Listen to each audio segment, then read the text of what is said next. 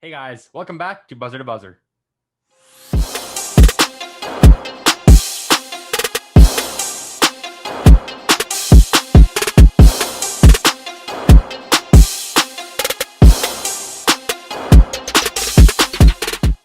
All right, guys. So the fourth week of the 2020 NFL season has officially elapsed. And per the usual, every week we go through and react to the games, provide a little bit of an analysis, and this week is no different. So without any further ado, let's get to reacting to our top five key matchup predictions for the fourth week.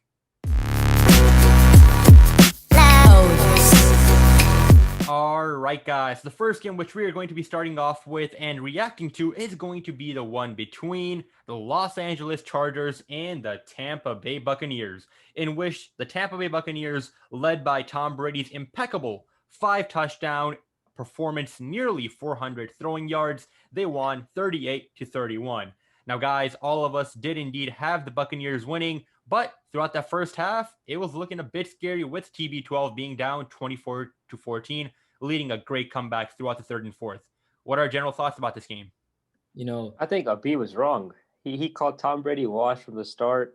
Man, I'm so happy Tom Brady proved him wrong. The oldest player to ever throw for 5 TDs in a game. Obviously, he had the one pick six, right? But he made up for it at the end of the game.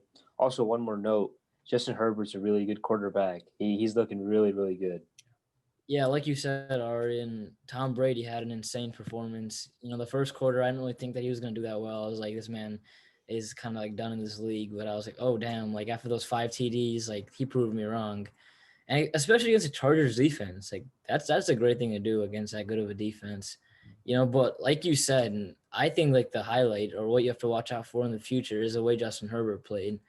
A rookie quarterback going for 300 yards and 3 TDs, even though he threw a pick. That's just crazy. And like behind Joe Burrow, like I don't even know. He might be like as good as Joe Burrow is right now. So yeah, we have to see for him in the future what he does. Yeah, you guys covered it when it comes to the Tampa Bay Buccaneers and Tom Brady, but I want to talk about Justin Herbert's early success. He has great stature for a rookie quarterback. I mean, he stays in that pocket, he stands up. I think it's his height definitely plays a major role in him being so confident in his ability to take a hit. But the way he stands there, that's very rare to see in a rookie quarterback. I think Joe Burrow's pretty good at it too, but even for Justin Herbert, in comparison to Joe Burrow, he's doing an amazing job, and I think that allows him to read the field so well. I think him staying in that pocket for so long gives him all the time, and him not being afraid of the hit makes him want to take the deep shots. Makes him want to take the time to make the right throws. I think that's very successful. That's very important for a young quarterback to be successful. But then I also want to look at what the Chargers are doing with their QB situation. The Chargers are still doubling down on the fact that when Tyrod Taylor comes back, Justin Herbert will go back to being the backup quarterback. And now, is this a move that's going to harm the Chargers' playoff chances? As it looks right now, yes, the Chargers have some losses to great teams, but they've played great in those games, and I think they're a playoff team if they have Justin Herbert at the helm. If they have Tyrod Taylor playing quarterback, I think their chances are much, much less. Exactly, guys. I think we didn't see anything surprising, right? Tom Brady doing Tom Brady type stuff out here, pulling a heck of a comeback in that second half, scoring 10 unanswered points in that fourth quarter. I mean, at the end of the half, I was like, oh, wow, is the Cliff Theory coming to action? But no, no, no. Tom Brady has proven once again throughout this game. And Harsh, as you mentioned, you got to give credit where credit is due. Justin Herbert proving to be a great quarterback, putting himself in the conversation with other rookie quarterbacks like Joe Burrow. Although he was taken later, Justin Herbert I can definitely see him having a bright future in this league.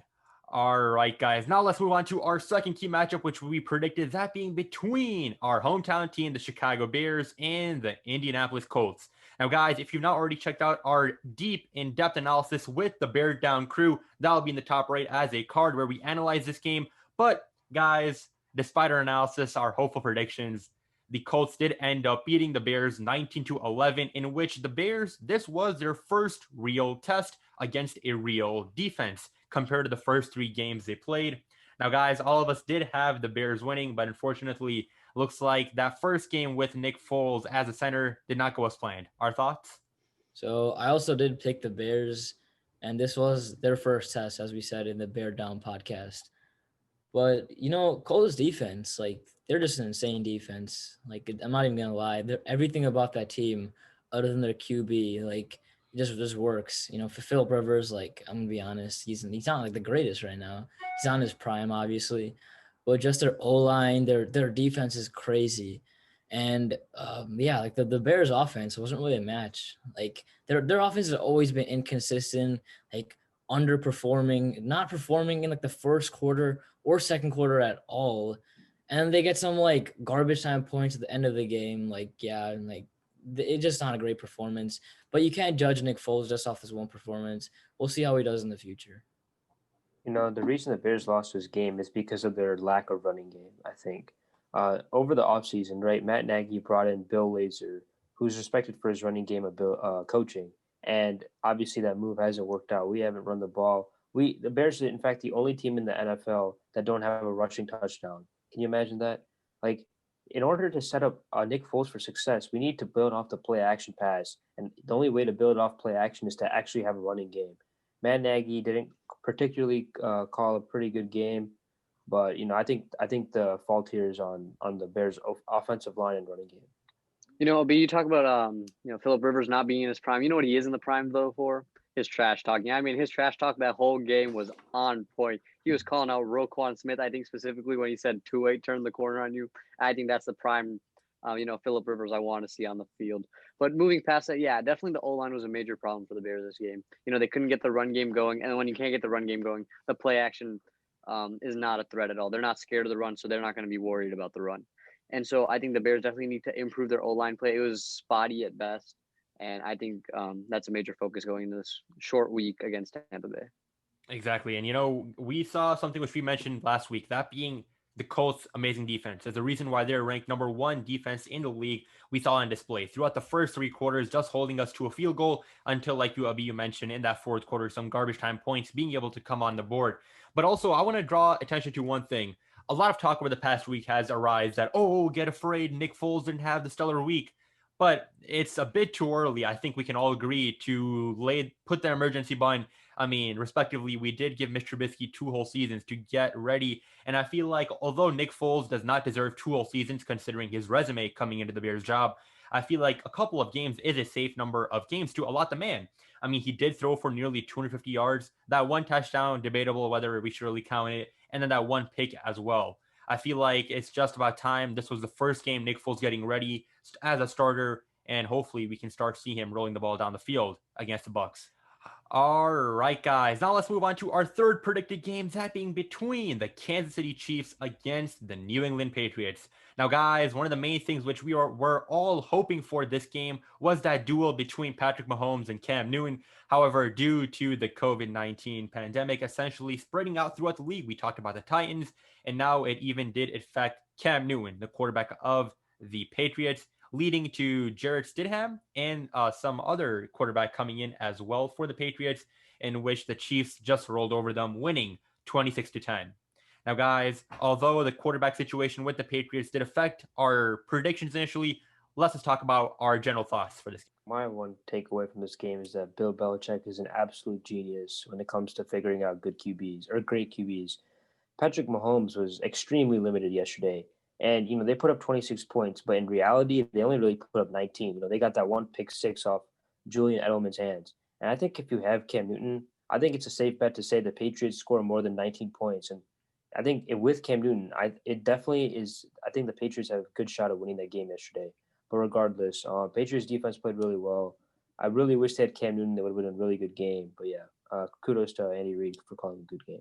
Last week, I did pick the Patriots winning this game, and I still stand by that decision. That was made on the assumption that Cam Newton would play this game, and I think the game was a lot closer than the score has it, right? Like Arian said, there's a 26-10 final score, but we had a pick 6 with Julian that went off Julian Edelman's hand. We had an interception or fumble recovery from Patrick Mahomes, which the refs actually missed, and the Chiefs punted off the ball. You had Brian Hoyer not knowing how many timeouts he had. You had him throwing an interception at the 10-yard line. I think when Cam Newton's in that game, you don't have as many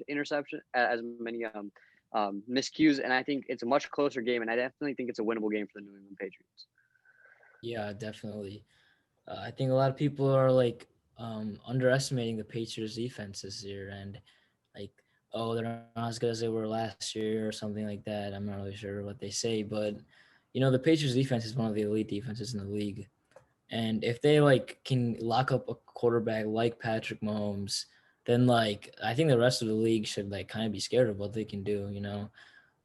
Yeah, so if the Patriots can like lock up a QB like Patrick Mahomes, I think this kind of like sends a message to the rest of the league. Like their defense is still elite and has always been elite.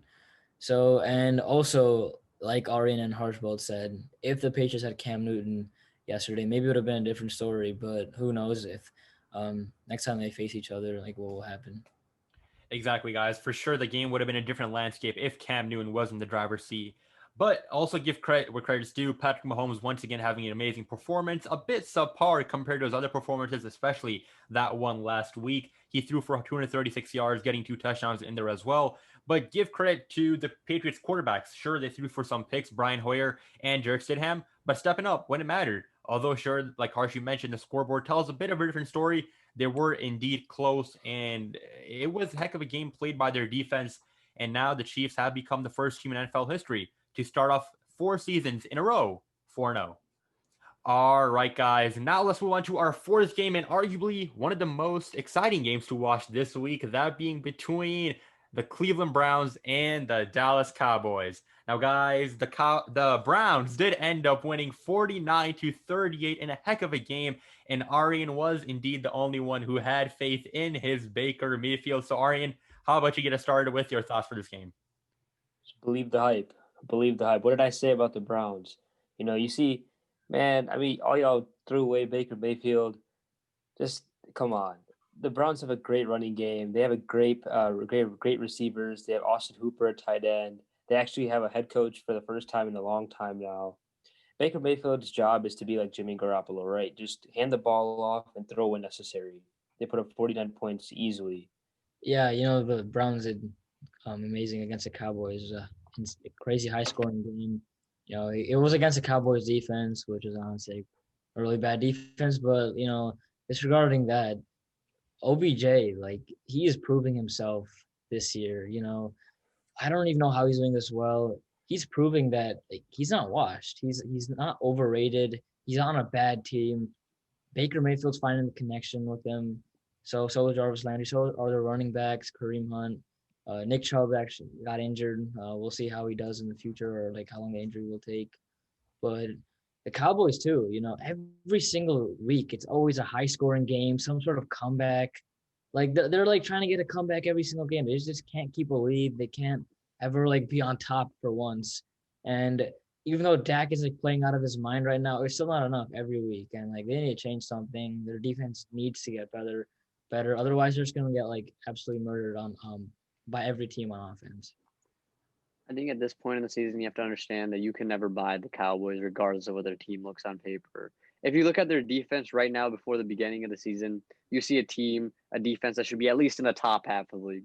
Right now, they look like they're probably at the bottom half of the bottom.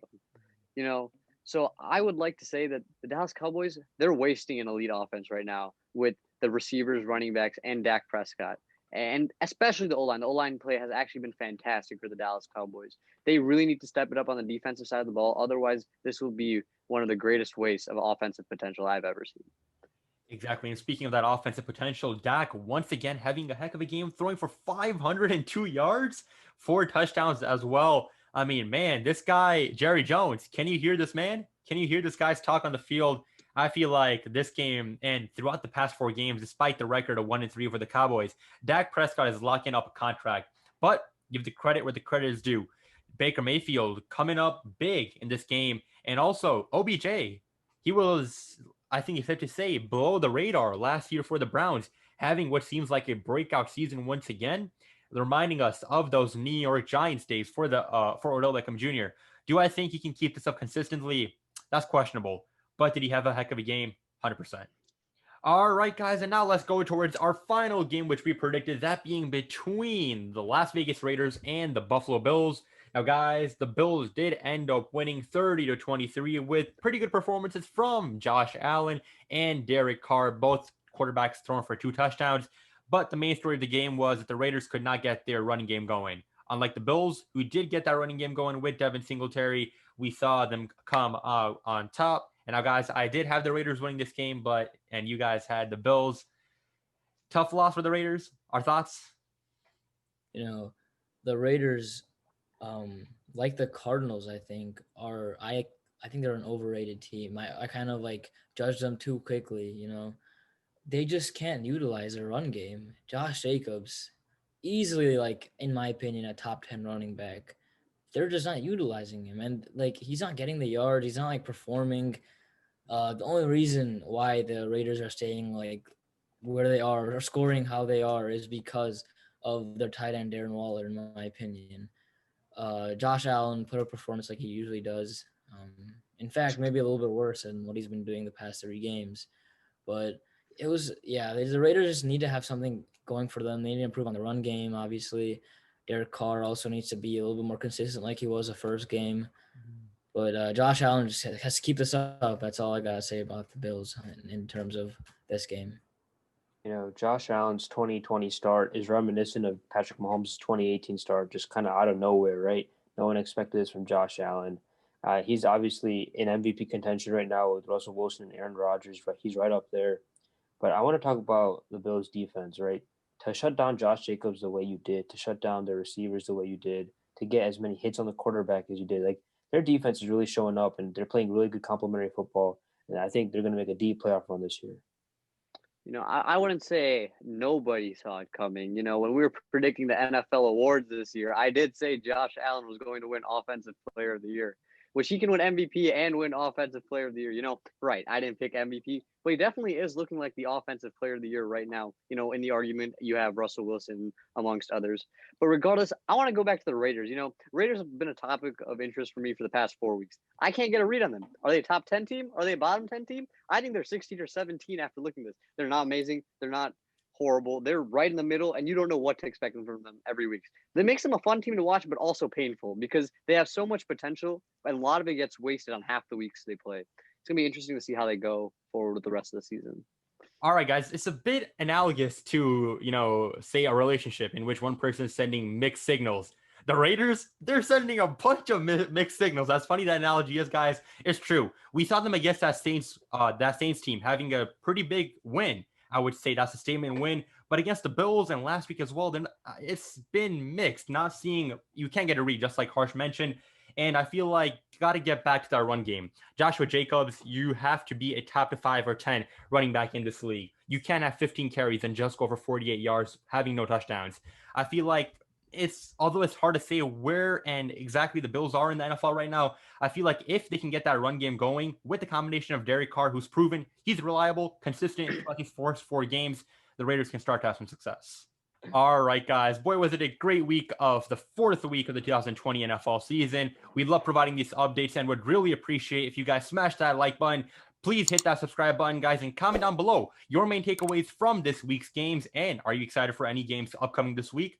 As always, guys, take care, stay healthy. I'll look at you guys on the next one. See you guys. No.